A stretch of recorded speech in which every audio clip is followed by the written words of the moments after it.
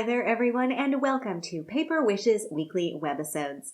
I'm Sara Naumann, and today I'm really pleased to show you some card projects using a really fun die collection from Creative Expressions, plus new embossing folders. I'm going to combine these products today with some of my very favorite colors of opal polish, plus the lacy coral pattern paper pack. There's a lot for us to explore today, and I am so very glad you're here. Come play with us. Let's begin with the Moonlit Owl die collection. So this set is a little different than the other Creative Expressions dies that we've looked at before. Rather than borders or tags, this set is meant to create a scene. So you've got 6 dies that are designed to be used together. Of course, you can also use them separately. You've got a tree trunk, an owl in flight. You have a beautiful branch, which is such a versatile design. You've got the moon as a crescent moon and as a full moon. And then you have a really sweet sentiment that says, everything will be owl right. Of course, that goes perfectly with that owl image. Now, what I really like about these dies are that Creative Expressions also gives several card ideas in the packaging for a little bit of additional inspiration. So, for example, you can see on these 2 cards on the bottom that they've elongated that tree trunk, this is the die that you'll get. But if you cut multiple images and patch them together, and hide the overlap with some of the branches, you can create a taller tree. So a great little tip from our friends at Creative Expressions. Now, these images are also embossed, and in fact, I think you can see that on this tree trunk, those ridges on there, which means that you'll get the shape, plus you'll get some texture. And you can emphasize that texture with lots of different mediums, including opal polish. And that's what I've done on here. So I think you can see there's a little bit of color, and I've hit the raised areas with that opal polish to give a little bit of additional shine. So those are the dies. Now I've also got 3 3D embossing folders to share with you today. Of course, all embossing is dimensional, but the 3-dimensional is, I guess you would say, extra dimensional. It's going to give you a really deep impression. So we've got the Paisley Daisy. We have the Leafy Forest. Of course, that's perfect in combination with that owl. And we have the Dotty Flourish. Each one of the folders measures 190 by 145 millimeters. In inches, that's about 7 1/4 by 5 5/8. So it's a nice generous size and larger than most standard size of cards. So it will definitely cover your card front. Now, when you emboss this design, you've got the raised area on one side, but you've also got the debossed side on the other side. So it's essentially giving you 2 designs in one. Now, of course, you can simply emboss with whatever color cardstock you want and leave it as is. You can also highlight the design with opal polish. So let's take a look at that. I've got my embossed piece of Dotty Flourish, which I've simply embossed onto a plain white cardstock. And I'm going to grab my opal polish. This color is Blushed Peach. Now, I know we've done several webisodes on opal polish, and many of you are really familiar with this medium, but let's just take a quick look for those who are new to it. So opal polish is a water-based, fast-drying medium. It's got mica in it, so it's going to give your cardstock a beautiful iridescent look. They come in all different colors and can be used individually or combined together. Now, I love that it comes in a handy jar and that the top has a built-in sponge applicator. Now, the applicator is perfect for highlighting a raised design like these embossed pieces, so it's kind of a natural fit. And it gives a much smoother look than if you're running an ink pad over the top of this embossed design. Now, our friends at Creative Expressions recommend that you prime your sponge before use by wetting it with a little warm soapy water, and then also misting both the sponge and the medium with some water in between uses. That just helps to keep things fresh. All you need to do is just dip that sponge right into the medium. I like to kind of scrape off any excess so I'm not working with a big load of this. And then simply hold down the cardstock and hit the raised sections of this design with your opal polish. And you can see how beautiful that is. It's just a soft, shimmering effect. Now, I'm just getting the raised areas here. If I wanted to, I could really press that sponge in, and that will get not only the raised areas of the design, but also the debossed areas on here too. And I think you can see how pretty that is and how quick and easy it is. It dries really, really quickly as well. So what I'm going to do is also bring in that piece of black cardstock, and we can see how the same color looks if I'm just getting the raised areas here. Look how beautiful that is. It's almost like a copper color. And that's going to give you one effect. And of course, on the white will give you a completely different look. Lots of different options that you can do. So there's black, there's white, and of course there's a lot of colors in between, which means that you have got a variety of really beautiful looks. So now that you've seen the basics for how to apply your opal polish to your raised embossed designs, let's take a look at some card projects. This card is one of my favorites, and I just love how simple it is and how the embossed background sets the scene for the dies. So for this card, I used the Leafy Forest embossing folder on the background. I embossed it onto white cardstock and then accented it with the gilded apricot opal polish.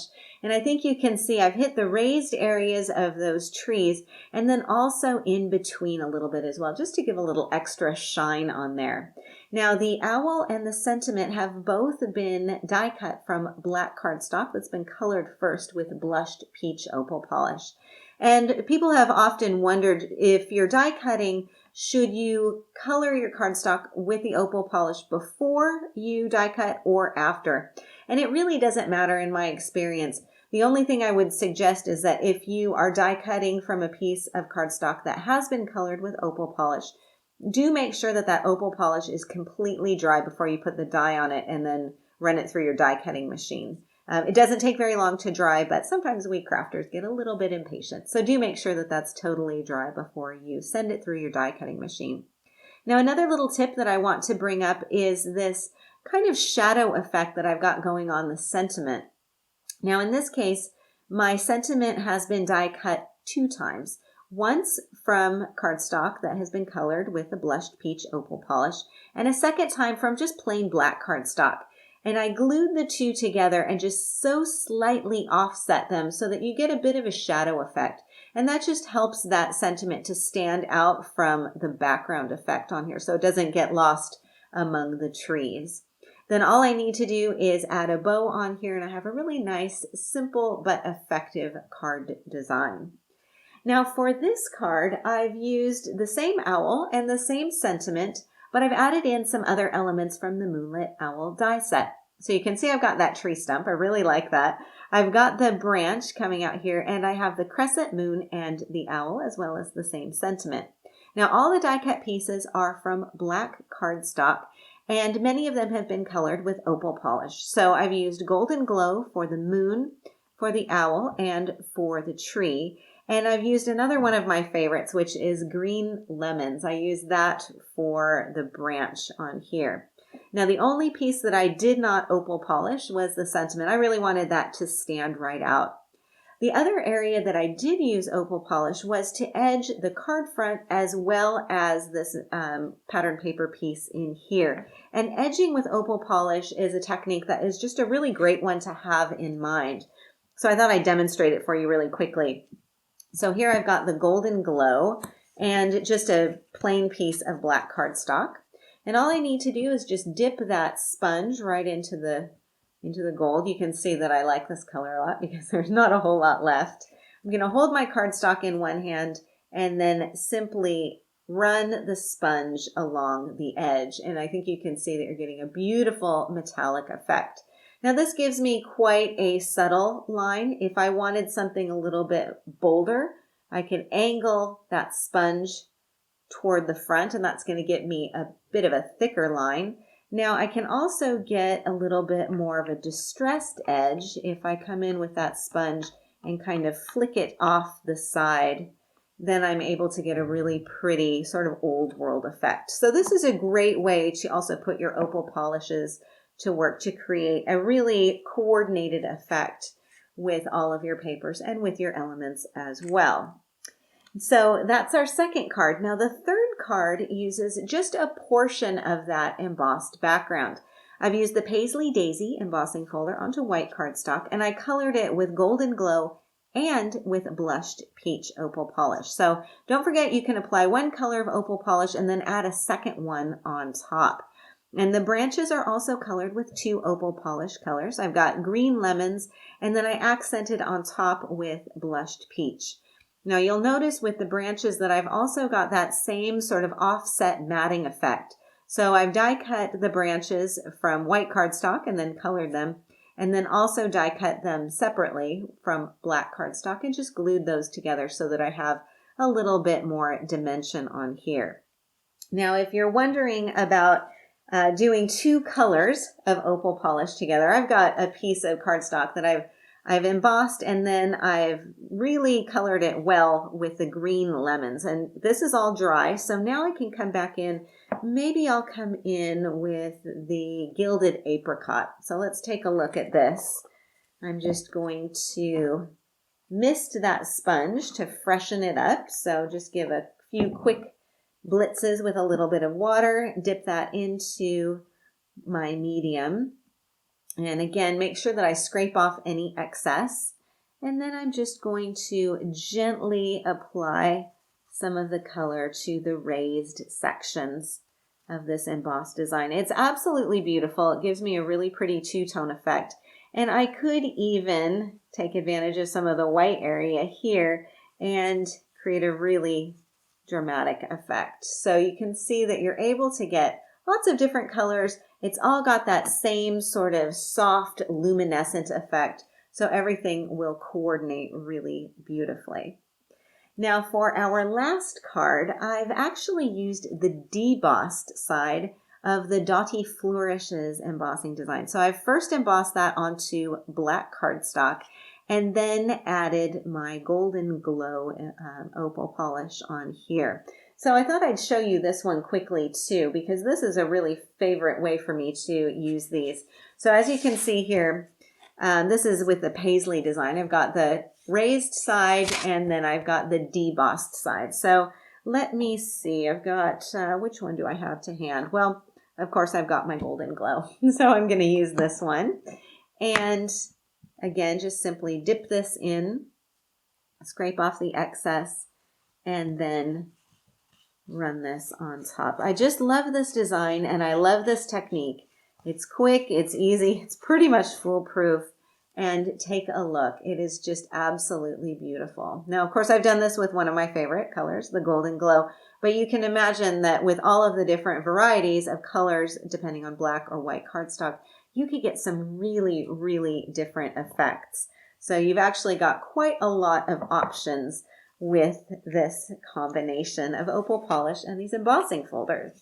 So again, let's take another look at the card. Again, I've used the Golden Glow as the background.